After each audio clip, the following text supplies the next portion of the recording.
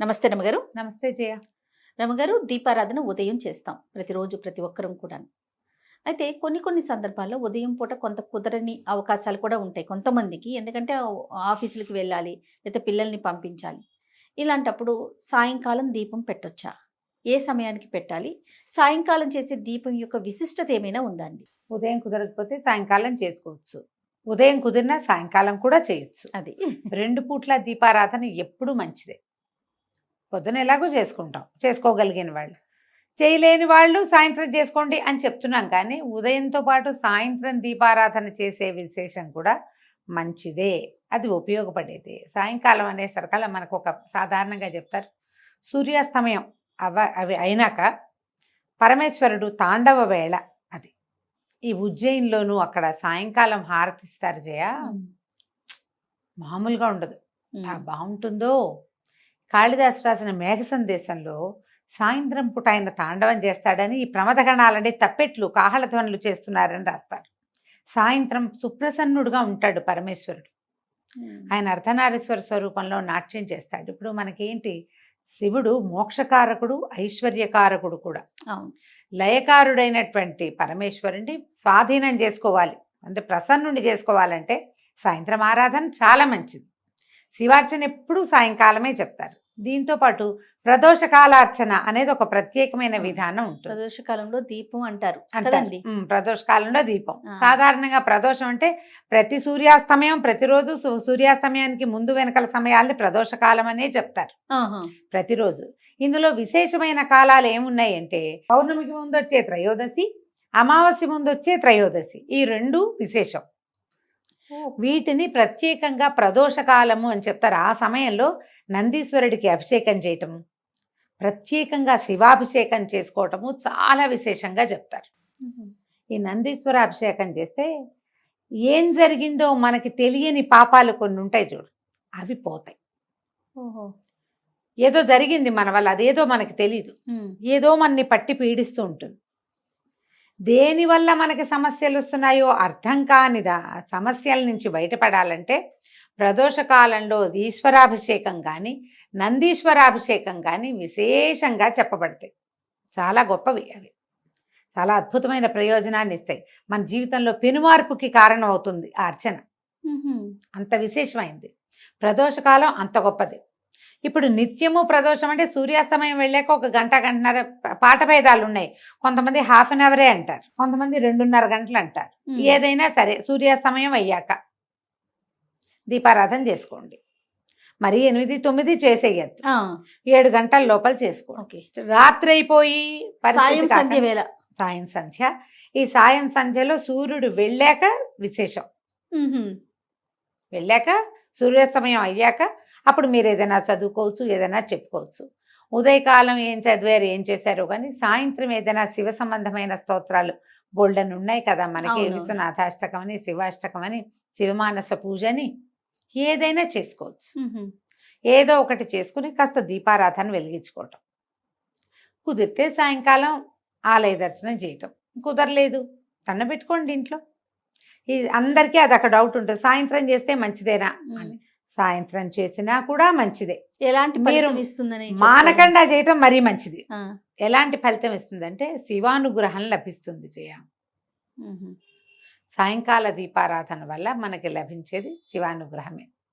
సమస్యల్లో నుంచి బయటపడతాం. ఈ రోజువారీ మన జీవితం ఒక ప్రెషర్ఫుల్ గా నడుస్తూ ఉంటుంది కదా, దాంట్లో నుంచి ఒక సొలేస్ లభిస్తుందని భావిస్తాను జయ. నా మటుకు నేను సాయంత్రం దీపం పెట్టగానే పొద్దుటి చిక్కంతా తీసేసినట్టు అనిపిస్తుంది నాకు. ఏవో మాట్లాడతాం వాళ్ళతో వీళ్ళతో, ఎవరెవరినో కలుస్తాం, ఏమిటో అనుకుంటాం, బోళ్ళని ప్లాన్ చేస్తాం, అవన్నీ అవ్వవు, అన్నీ కుప్పగొలిపోతాయి ప్లాన్లన్నీ. ఒకసారి బోధో వస్తుంది అనుకుంటే ఏమీ రాదు, ఎవరో వస్తారనుకుంటే రారు, అనవసరంగా మనం వెళ్ళామనిపిస్తుంది. ఏవో ఉంటాయి. ఇవన్నిటికీ ఆ దీపం పెట్టి కాస్త అగరత్తు వెలిగించి, ఒకట పంచాపచారాలు సాయంకాలం పెద్ద పువ్వులు గివ్వులు పెట్టరు ఎవరు, పొద్దున్న చేయని వాళ్ళు పెట్టుకుంటారనుకో. ఆ ధూపం కాస్త ఇంట్లో అట్లా చూపించామంటే హాయిగా ఉందిరా, ప్రశాంతంగా ఉంది, ఈ పూట చిక్కు వదిలిపోయింది అనిపిస్తుంది. అది ఫీల్ అవ్వాలి. నా జీవితంలో ఏం మార్పు లేదండి అంటుంటారు కొంతమంది, వింటారు, నాకు చెప్తుంటారు. మీరు చెప్పారు కదా 11 days నేను రోజు దీపం పెట్టాను, నా జీవితంలో ఏం మార్పు లేదండి. దీపం పెట్టడమే మార్పు.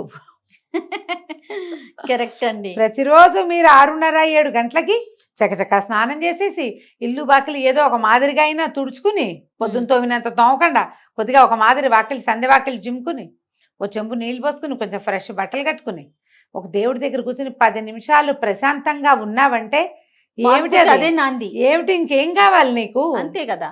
ఆకాశం ఊడి పడాలి, ఎప్పుడు పడుతుంది దానికి సమయం వచ్చినప్పుడు. రోజువారీని పరుగులో నువ్వు ఒక్క 10 నిమిషాలు భగవంతుడికంటూ సమర్పించగలుగుతున్నావంటే అదే పెను మార్పు. అంతకంటే ఏం మార్పు కావాలి? ఏదైనా శివ సంబంధమైనవి చదువుకోండి.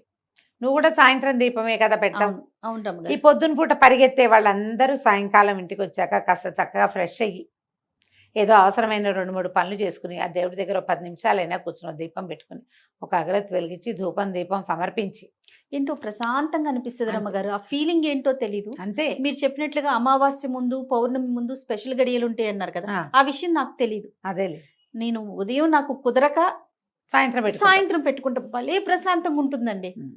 ఒక 2 రోజులు కుదరకపోతే ఏదో ఆందోళన, ఖాళీగా. ఏదో మిస్ అయిపోతుంది, ఏదో అట్లా అనిపించేస్తుంది. ఓ పండో ఫలమో పటిక బెల్లమో పంచదారో బెల్లం ముక్కో నివేదన చేయటం, కాస్త దండం పెట్టుకుని ఒక 5 నిమిషాలు స్థిమితంగా ఉంటాం. అంతే. దానికోసం అన్ని పనులు ఆపుకుంటాం. చాలు, చేయండి. సాయంత్రం దీపం చాలా మంచిది. ఈ ప్రదోష కాల అర్చన ఎక్కడైనా శివాలయాల్లో జరిగే చోటకి వెళ్ళచ్చు. నందీశ్వర అభిషేకం 3-4 చోట్ల జరుగుతుంది. అరుణాచలంలో విశేషంగా చేస్తారు. మాసం చివర ఆహాహా. అమావాస్యకు ముందు వచ్చే త్రయోదశి బాగా విశేషంగా అప్పుడు చేస్తారు. చాలా విశేషంగా చేస్తారు. ఆ. ప్రదోష కాలార్చన అద్భుతంగా చేస్తారు. ఇటీవల కాలంలో నేను ఒకరితో మాట్లాడాను. దగదర్తి అని ఇది దేవాలయం నెల్లూరు జిల్లాలో ఉంది.